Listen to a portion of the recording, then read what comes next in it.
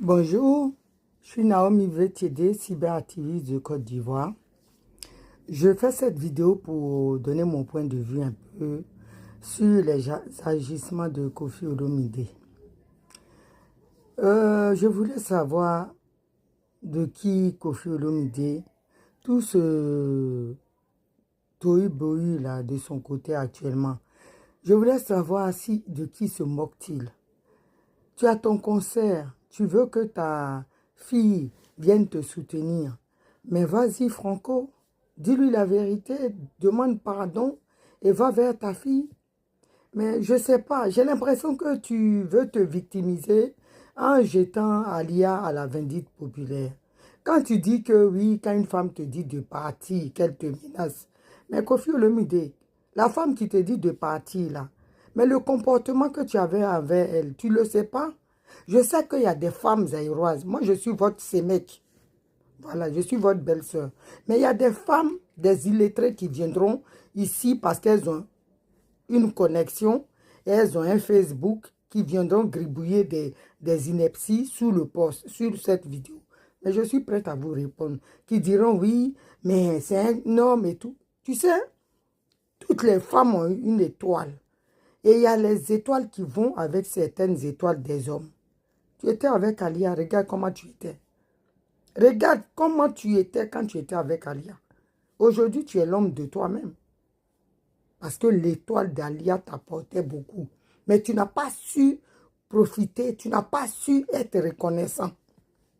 Tu veux, comment dirais-je, tu veux ignorer Alia et te réconcilier avec sa mère. Mais tu es sérieux? Tu es sérieux?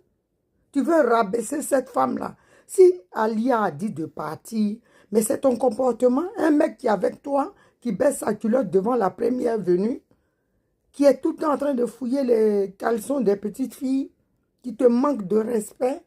Koffi Olomide, tu es le meilleur ami d'une de mes grandes sœurs. Je ne dirai pas son nom. Mais on connaît ta vie. Aujourd'hui, tu t'es rangé quand tu es avec Cindy. Ce comportement-là, tu ne l'avais pas, non? Tu as pris Cindy aujourd'hui, regarde. J'ai dit, il y a étoile et étoile. Ali a une étoile. Voilà. Tu n'as pas su profiter. Tu ne peux pas sauter la maman et vouloir te réconcilier avec, avec ses enfants. Les enfants sortent d'une mère. C'est Alia qui les a portés. Si tu veux te réconcilier avec Didi Stone, passe par la mère. D'abord, rétablis les bonnes relations avec la mère et la mère pourra faire parler aux enfants. Ce que vous ne savez pas, vous les hommes, et il y a des nyamas. Je vais voir des nyamas qui vont venir écrire sous mon poste. Vous ne comprenez rien, vous. Vous allez venir écrire, oui, mais chez nous, les Bantous, on a droit à faire. Mais tu es Bantou, ma soeur. Mais pourquoi tu vas acheter des habits Dolce Gabbana, les Dior? Va prendre 3 feuilles de bananier, couvrir ton sec devant et derrière, et tu sors nu dans la rue. Comme ça, on sait que tu es vrai Bantou. Mais quand tu t'affoles, quand tu vois les marques, que tu cours pour aller acheter des habits de marque, te vêtir, c'est que Bantou, là, ça a une période passée. Tu comprends? Les siècles avancent. Vous comprenez? Et les hommes qui vont dire, oui, il faut qu'elle sache qu'après tout, c'est son père. Un père, ça se mérite. Un père, là. Le nom père se mérite. Votre Koffi l'a donné, lui, des conseils. Il a trop rabaissé Alia. Vous comprenez? Didi Stone, là, c'est une... Je ne sais pas comment... Vous pensez qu'elle appartient qu'aux aéros, hein? Vous allez dire, ah, elle n'est plus... C'est comme un patrimoine africain. Et il y a enfant et enfant.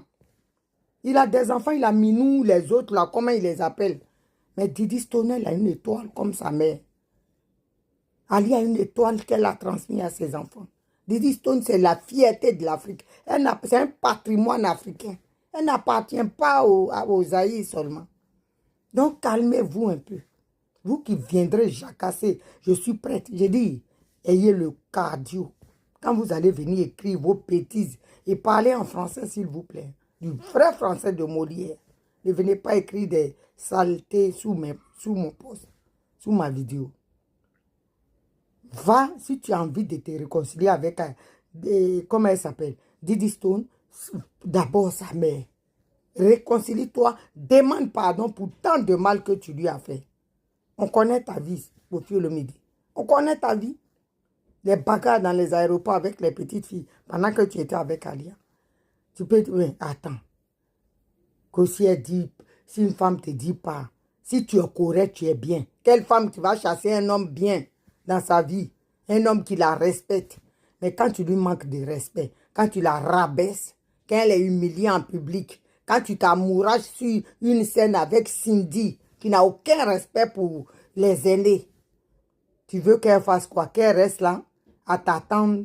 Tu veux qu'elle reste là à être humiliée, à être rabaissée, à être insultée par une bêche qui est venue chez elle, à qui elle a donné à boire, à manger, qu'elle a lavé, qu'elle a, je ne sais pas, peaufiné, habillé, qui lui manque de respect parce qu'elle partage la même couche qu'Alia. Tu veux qu'elle fasse quoi? Qu'elle te garde pendant que toi, tu montres à Cindy que c'est elle que tu préfères.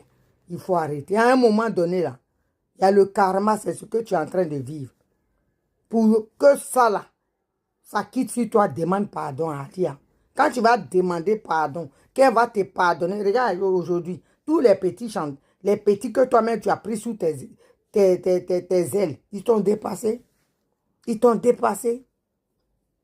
Tu comprends? Ils t'ont dépassé. Regarde Fally Ipupa. Regarde comment c'est un homme. Il a aussi ses tares, ses casseroles. Mais regarde comment il respecte Nana Ketchup. C'est ça, on dit un homme. Il fait ses trucs. Il n'est pas sain.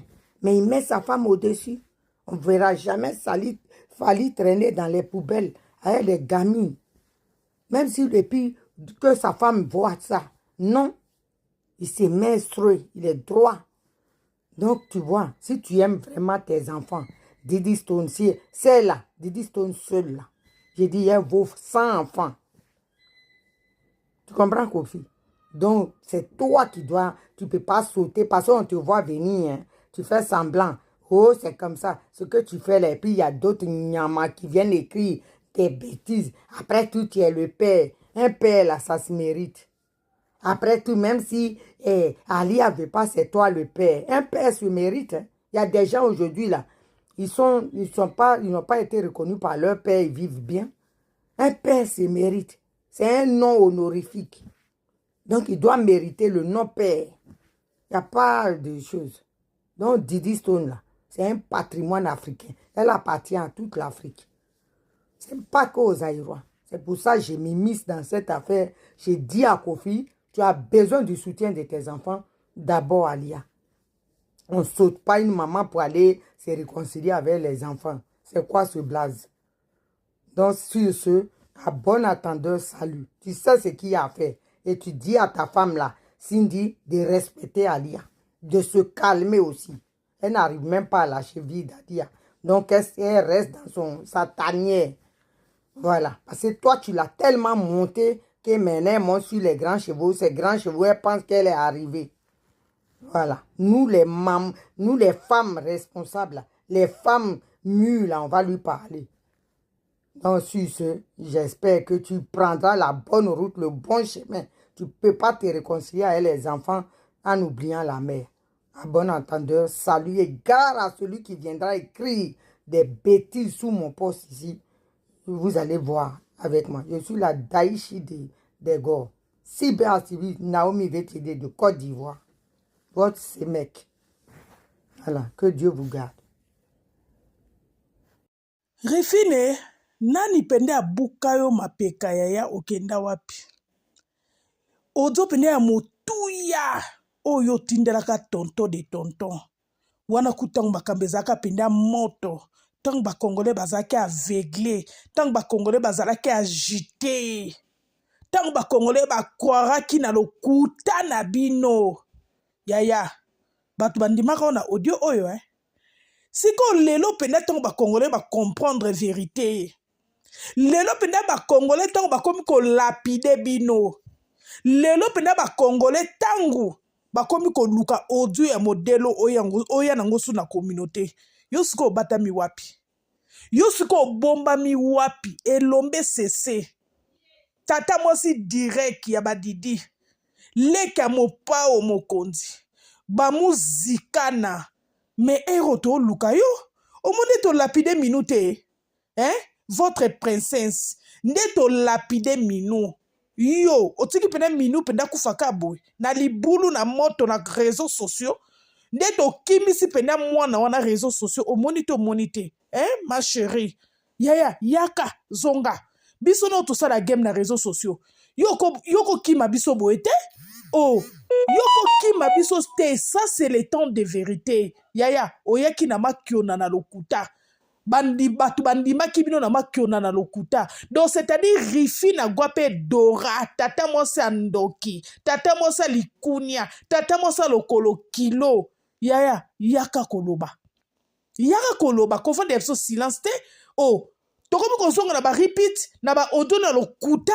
oyaki na ba grimace elombe sese sikoki elombe yango ya yo ya kafu penja oyo okebisaki aliane mobobe na bino lelo sikoyo okokasi te po ani omoni nde bible bambi bino na se la vérité finira par triompher omoni vérité bambi yo na se ya tozelaki yango na escalier omoni vérité tozalaki penda motema ya kokita tozalaki vérité na escalier tala vérité buki yo mapapu rifi na gwape motema kenda wapi motema yaya ocomprendre vérité ocomprendre ridicule bocomprendre soni pende lati yo tina makolo kouta na grand prêtre mère pe kobambana na domestique c'est la honte oh yo bande komona boy yango ondoko tanto ondoloba boy yo bande ozongo ndeni mopao mokondi songe mbeli